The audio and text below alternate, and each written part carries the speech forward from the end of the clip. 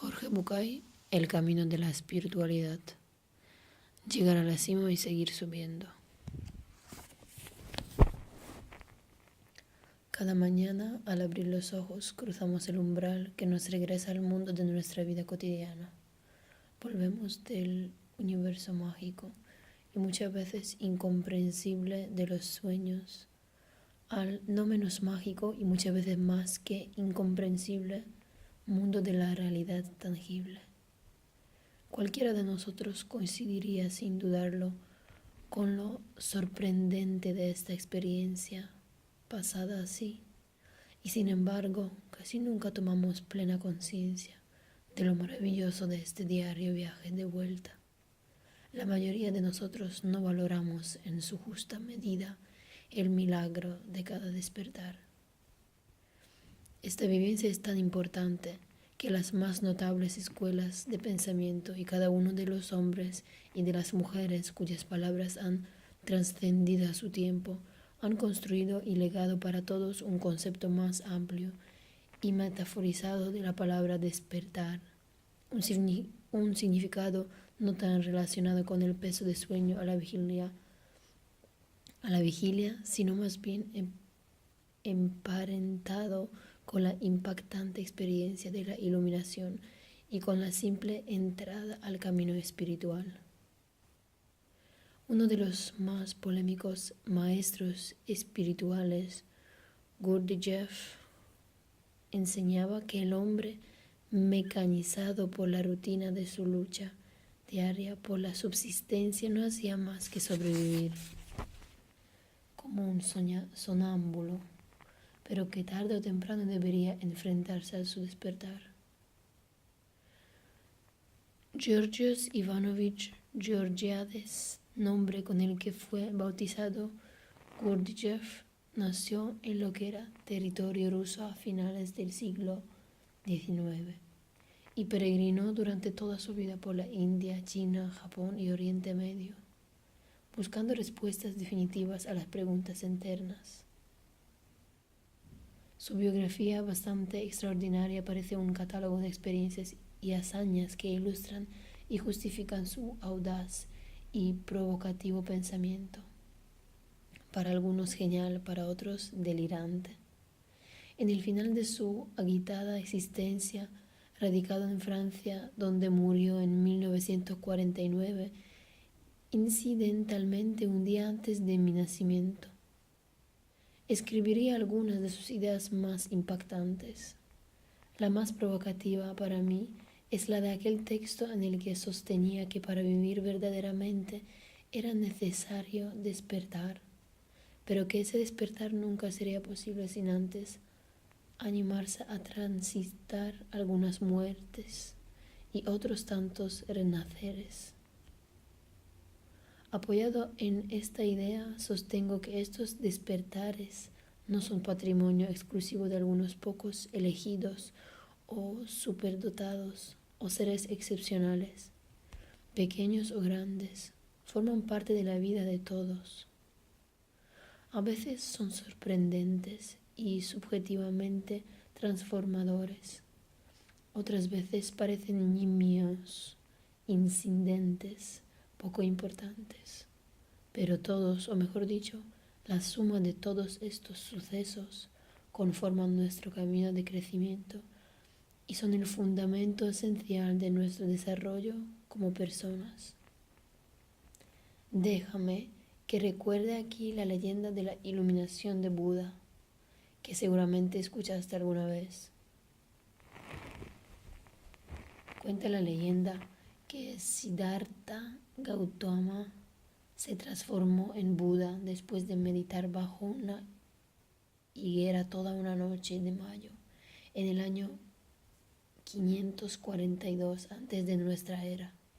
Se dice que ese día, después de haber renunciado al confort y el poder de haber nacido príncipe, después de buscar como mendigo el remedio para el sufrimiento de su pueblo, después de haber martirizado su cuerpo de 1000 maneras y de ayunar durante 40 días, vio un árbol enorme y hermoso, rodeado de una espesa sombra y una gran tranquilidad. Por alguna razón sintió que ese era el lugar y, fiel a su intuición, se sentó debajo del árbol y se preparó para meditar a la luz de la luna llena. Al amanecer aquella mañana de mayo, Siddhartha despertó a Buda. Según la tradición, al iluminarse había trascendido todas las limitaciones humanas, había traspasado todas las dualidades, vida y muerte, tiempo y espacio, yo y tú. El árbol de la iluminación, Mahabodhi, o quizá un hijo de aquel, existe aún y es el árbol más viejo de la historia del que se tiene registro, ya que desde que se plantó siempre ha tenido vigilancia y cuidado.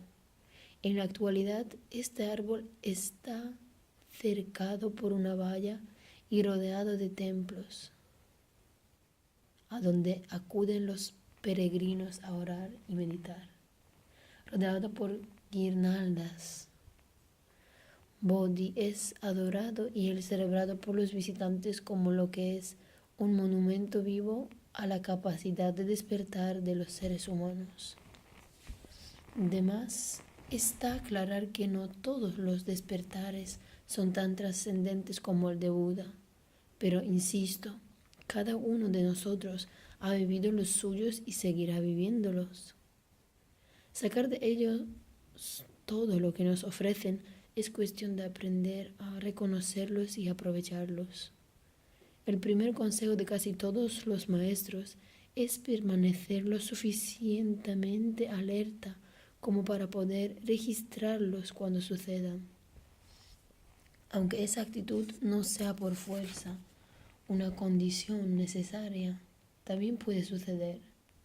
Nos advierten que algunos tengan la fortuna de que el estímulo que toca a su puerta los sacuda con tal intensidad que los despierta aunque los encuentre desprevenidos. Mi primer encuentro con un hombre sabio, muy lejos de los grandes maestros, permíteme compartir contigo uno de mis más entrañables y significativos recuerdos. Tendría yo 10 años, quizá 11, y por aquel entonces no había un plan más atractivo para mí que ir a pasear con la tía Julie, mi tía más querida, a pesar de que ella no era realmente de la familia. Julie y mi madre habían sido íntimas amigas desde que se conocieron en la escuela, y como comprendí mucho después, mi hermano y yo ocupábamos en su corazón el lugar de los hijos que nunca tuvo. Compartía con cada uno de nosotros aquellas cosas que a ella le parecían más apropiadas. Con razón o sin ella, iba con Félix al fútbol, al cine, a remontar cometas.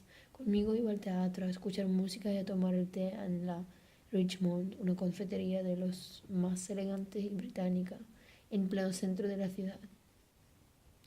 ¿Dejarías que George me acompañe a una conferencia el viernes?, había preguntado Julie el domingo anterior durante el almuerzo.